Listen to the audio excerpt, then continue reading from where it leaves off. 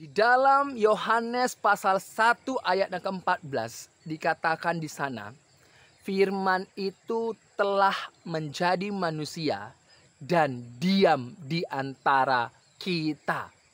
Saudara, kata menjadi itu dari teks Yunani dituliskan ginomai, yang artinya berpindah kondisi.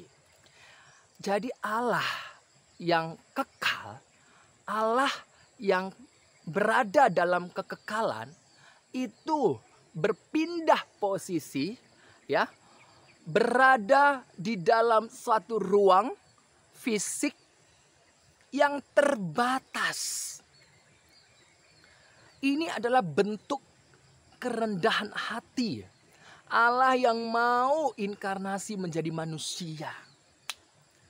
Itu demi manusia, supaya manusia itu tidak binasa, melainkan beroleh hidup yang kekal. Nah, di situ ada kata berdiam diri di antara kita dan diam di antara kita. Ya, kalau kita perhatikan, dan diam di antara kita. Saudara, kalau kita perhatikan kata diam, ya, kata diam di antara kita, saudara kalau perhatikan di dalam perjanjian lama, di mana di dalam mulai dari Adam, ya, mulai dari masa Adam dan Hawa, di sana ada perintah yang diberikan Tuhan Allah kepada manusia itu, ya, dalam bentuk buah pohon pengetahuan yang baik dan yang jahat, dan ada juga buah pohon kehidupan dalam Kejadian pasal 2 ayat yang ke-8 9, di mana Allah menempatkan buah pohon pengetahuan yang baik dan yang jahat dan kehidupan itu di tengah-tengah taman itu. Jadi ini bentuk, ya, bentuk dari hadirnya Allah di tengah-tengah Adam dan Hawa. Kemudian setelah manusia itu jatuh ke dalam dosa, ya, dalam Kejadian 3 ayat 15, di mana Tuhan Allah memberikan janji kabar baik, Sang Mesias yang dijanjikan oleh Allah, penyelamat. Ya, ini adalah bentuk Allah berdiam diri. Dan itulah yang dipegang oleh Adam dan Hawa hingga generasi demi generasi keturunannya. Jadi selama mereka berpegang pada Allah yang berdiam diri dalam firman yang telah Dia katakan, ya, ini membuat Adam dan Hawa dan orang-orang yang berpegang pada janji yang Tuhan Allah berikan itu hidup, memiliki hidup. Kemudian kita lihat di dalam Kain yang telah membunuh Habel, juga Allah menyatakan Dia berdiam dengan bentuk apa? Memberikan tanda kepada Kain. Memberikan tanda kepada Kain. Ini adalah bentuk Allah hadir dalam kehidupan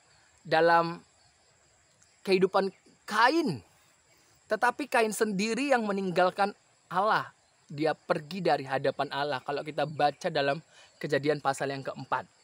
Kemudian Nuh, di situ ada bentuk di mana Allah berdiam diri, yaitu melalui bahtera Nuh yang telah diperintahkan oleh Tuhan Allah untuk dibuat.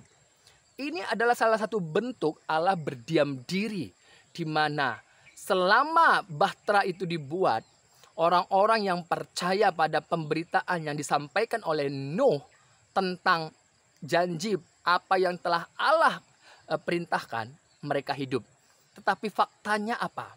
Bahwa hanya Nuh, hanya istrinya, anak-anaknya dan menantunya yang selamat, yang percaya pada apa yang Allah telah firmankan kepada Nuh.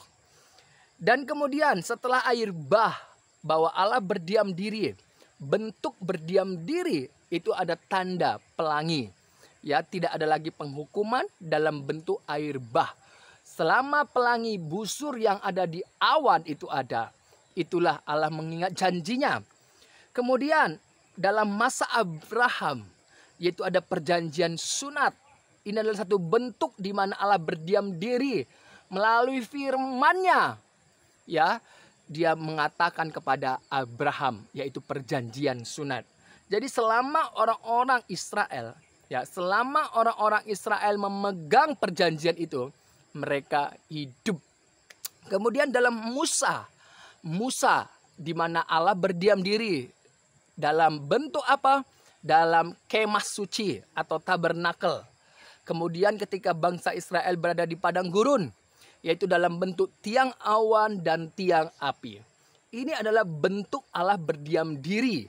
Dan ketika Allah berdiam diri, artinya Allah ada di antara seperti yang difirmankannya, maka orang yang memandang, percaya, berlindung, yang tetap di dalam lingkaran itu, maka mereka hidup.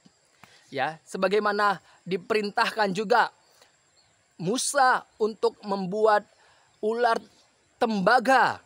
Ya, bukan berbicara tentang ularnya tembaga yang dibuat oleh Musa, tetapi janji firman Tuhan. Siapapun yang melihat, mengarahkan pandangannya kepada apa yang diperintahkan oleh Tuhan, maka dia tetap hidup. Gitu dia. Kemudian Daud ada tabut perjanjian.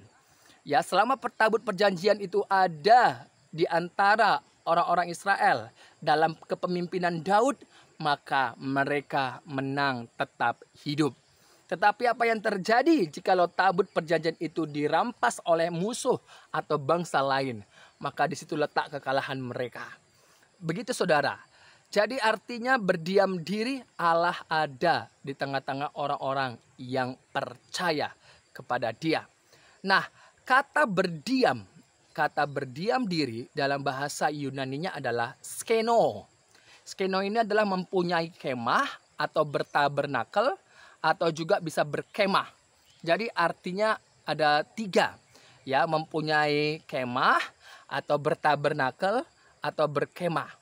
Makanya dalam Yohanes pasal 1 ayat 14, firman itu telah menjadi manusia dan diam di antara kita. Saudara, kalau saudara memahami hal ini, luar biasa sekali. Allah berdiam diri. Ya, Ia berinkarnasi menjadi manusia. Wow, untuk siapa saudara? Untuk siapa? Untuk kita manusia ini. Supaya orang yang percaya kepadanya itu hidup. Sebagaimana orang-orang yang ada dalam perjanjian lama, yang tetap berpegang pada perintah Tuhan. Hidup saudara. Hidup. Hidup saudara. Dan di dalam 1 Korintus pasal 6 ayat 19 sampai 20. Apa yang dikatakan di sana? Tubuhmu adalah bait Roh Kudus yang diam dalam kamu. Jadi orang yang percaya, orang Kristen yang imannya bersumber dari Kristus, yang mengarah kepada Kristus, itu berarti orang percaya itu adalah tempat di mana Allah berdiam diri dalam hidupmu. Roh Allah berdiam di dalam hidup orang Kristen. Sebab orang Kristen adalah orang yang imannya bersumber dari Kristus dan mengarah kepada Kristus. Jadi kehadiran dari orang-orang Kristen yang imannya bersumber dan mengarah kepada Kristus, inilah yang dikatakan oleh Yesus Kristus. Kamu adalah terang dunia. Yang menerangi dunia ini adalah Allah yang berdiam diri dalam hidupmu, orang-orang Kristen. Oh, luar biasa. Luar biasa. Jadi dunia ini, kalau menyerang orang Kristen, dia rugi. Rugi. Karena Allah berdiam diri dalam kehidupan orang Kristen yang imannya bersumber pada Kristus, yang mengarah kepada Kristus. Ketika orang Kristen nanti diangkat, dibangkitkan, maka terjadilah kegelapan di dalam dunia ini. Saudara, kenapa dunia ini masih diberikan kesempatan? Karena kehadiran dari Allah yang berdiam diri dalam kehidupan orang Kristen yang imannya bersumber dalam Kristus dan kepada Kristus. Puji Tuhan saudara, puji Tuhan.